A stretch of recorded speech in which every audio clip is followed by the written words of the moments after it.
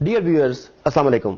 آج میں آپ کی توجہ اس انتہائی اہم معاملے کی جانب دلوانا چاہتا ہوں جسے جان بوجھ کر پلاننگ کے تحت، سازش کے تحت آپ سب سے چھپایا جا رہا ہے۔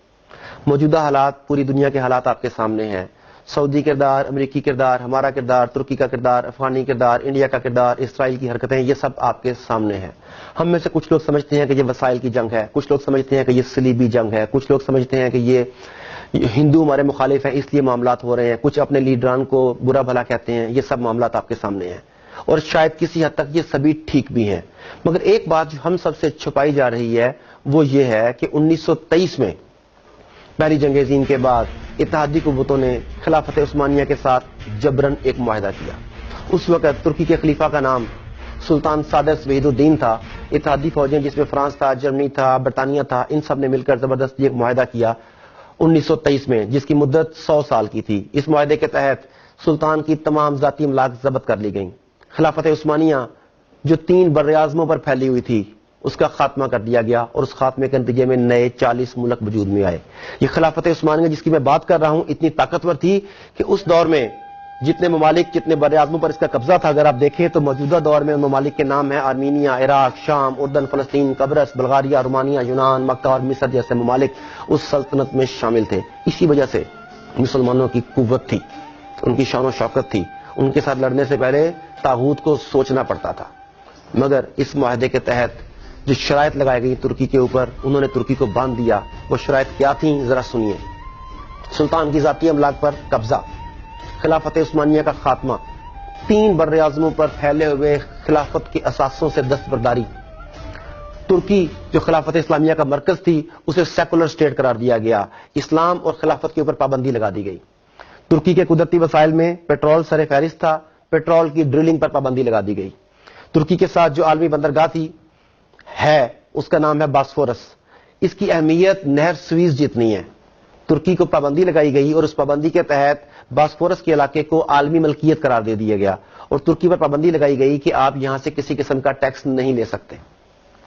یہ تمام شرائط لاگو کرنے کے بعد اس معاہدے کو 100 سال کے لیے لاگو کر دیا گیا۔ خلافت عثمانیہ جس کا آغاز 1299 میں ہوا اور 1922 تک اس خلافت نے ایک اہم رول پلے کیا۔ غلطیاں بھی ہوئی ہوں گی ڈیفینیٹلی ان سے، مگر بہرحال ہمیں اس کے اوپر ناز تھا۔ تو 100 سال کا معاہدہ کیا گیا 1923 سے لے کر 2023 تک، جس میں یہ تمام شرائط تھیں۔ اب ہو یہ رہا ہے کہ 2023 قریب آ گیا۔ جیسے جیسے 2023 قریب آ رہا ہے، طاغوت، یہود، ہنود، صلیبی سب کے سب اس خوف میں مبتلا ہیں کہ جب وہ معاہدہ ختم ہو جائے گا تو پھر ترکی عالمی حیثیت بنوانے کے لیے کیا کیا کر سکتا ہے۔ ترکی کی موجودہ لیڈرشپ طیب اردگان وہ بھی آپ کے سامنے ہے، وہ جس طریقے سے عالمی مسائل میں دخل اندازی کرتا ہے، جس طریقے سے اپنے آپ کو منواتا ہے۔ اب برما کا معاملہ دیکھ لیجئے، سب سے پہلے کون گیا؟ کشمیر کا معاملہ دیکھ لیجئے کون آواز اٹھاتا ہے؟ فلسطین کا معاملہ دیکھ لیجئے، سب سے پہلے کس نے آواز اٹھائی؟ امریکن پریزیڈنٹ ٹرمپ نے جب پاکستان کے خلاف بیانات دیے تو سب سے پہلے وہ کون تھا جس نے اس کی مذمت کی؟ صرف ایک نام آپ کے سامنے آتا ہے، طیب اردگان۔ اب طاغوت کو یہ ڈر ہے کہ وہ عثمانی خون جو ہے وہ کہیں دوبارہ سے جوش نہ مار جائے، ایسا نہ ہو کہ مسلمان اپنے ماضی کو پہچان لیں، ایسا نہ ہو کہ اہل ترکی دوبارہ خلافت کی طرف گامزن ہو جائیں۔ آپ کو یاد ہوگا کہ ترکی میں فوجی بغاوت بھی امریکہ کے کہنے پر کروائی گئی۔ ترکی میں حالات کو خراب کرنے کی مسلسل کوششیں کی جا رہی ہیں۔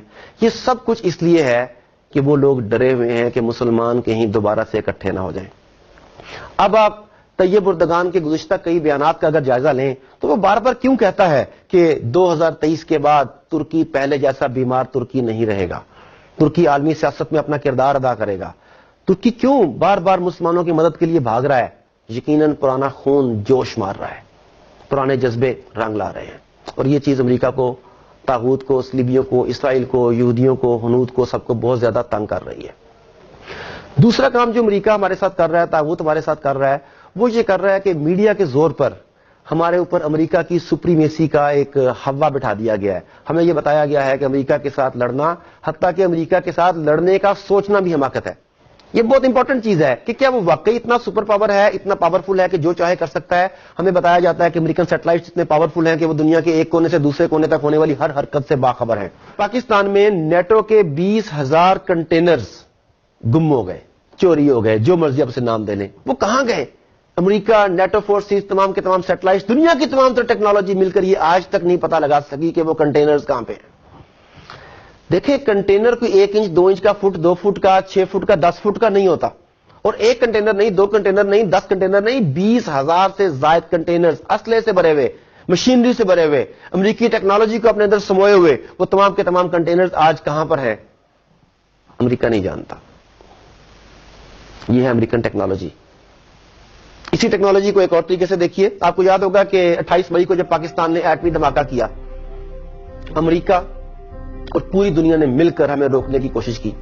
ڈرایا گیا، للچایا گیا، دھمکایا گیا.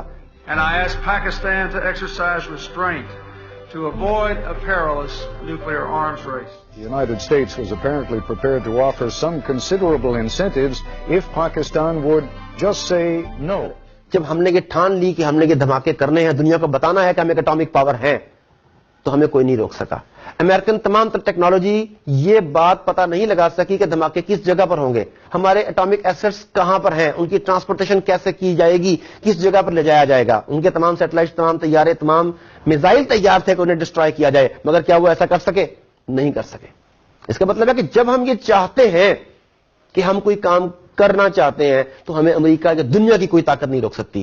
اس لیے کہ کچھ لوگ اسباب پر غور کرتے ہیں. امریکہ کے پاس یہ ہے، اسرائیل کے پاس یہ ہے، انڈیا کے پاس یہ ہے، ہم ان سے ٹکر نہیں لے سکتے. کچھ لوگ یہ سوچتے ہیں، اور کچھ لوگ اسباب کی بجائے مسبب الاسباب پر غور کرتے ہیں. ان کا بھروسہ اسباب پر نہیں، مسبب الاسباب پر ہوتا ہے.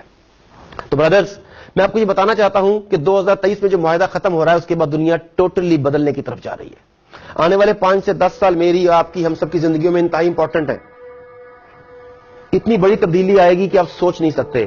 اب یہ آپ کے اوپر ہے کہ آپ اس تبدیلی کا شکار ہونا چاہتے ہیں یا اس تبدیلی کا حصہ بننا چاہتے ہیں. آپ اپنا کیا رول سلیکٹ کرتے ہیں، یہ ٹوٹلی چوائس آپ کی ہے. مگر اپنا رول سلیکٹ کرنے سے پہلے ایک بات بتانا چاہوں گا کہ خدا را میڈیا سے بچ کے رہیے گا. حالانکہ میں بھی آپ سے جس چینل سے مخاطب ہوں یہ بھی ایک میڈیا ہی ہے، مگر کتنے لوگ آپ کو حقیقت بتاتے ہیں اور کتنے لوگ گمراہ کرتے ہیں یہ آپ اندازہ کر سکتے ہیں. میں آپ کو ایک چھوٹی سی بات شیئر کرنا چاہتا ہوں کہ اس وقت دنیا میں جتنا بھی میڈیا ہے اس کا 97% جیوز کے پاس ہے. ریسنٹلی میں اولیاء مقبول جان صاحب کا ایک لیکچر سن رہا تھا، اس میں انہوں نے بڑی مزیدار بات بتائی، اور جب میں نے اس پہ تحقیق کی تو میں ہکا بکا رہ گیا کہ بہت حد تک وہ بالکل ٹھیک فرما رہے تھے. وہ بتاتے ہیں کہ دنیا میں 3 ایسی کمپنیاں ہیں جن کے پاس 97% میڈیا کا شیئر ہے. ان میں سے ایک والٹ ڈزنی ہے جس کے پاس پوری دنیا کے میڈیا کا 37% ہے، اور والٹ ڈزنی کے بورڈ آف ڈائریکٹرز کے تمام ممبرز جو ہیں تمام کے تمام جیوز ہیں. دوسری کمپنی روپر مرڈاک، تیسری ٹیری ٹرنرس، اور یہ تمام کے تمام یہودی لوگ ہیں. CNN ہو یا جسے آپ اپنا چینل سمجھتے تھے، الجزیرہ ہو یا کچھ پاکستانی چینلز جنہیں آپ اپنا سمجھتے ہیں، در پردہ انہی کے ایجنڈے پر انہی کے لیے کام کر رہے ہیں. یہ آپ کے ذہنوں کو میڈیا کے ذریعے تسخیر کر رہے ہیں. خدا را اس پروپیگنڈے کا شکار مت ہوئیے. اپنی ذات کے اوپر، اللہ کے اوپر یقین رکھیے.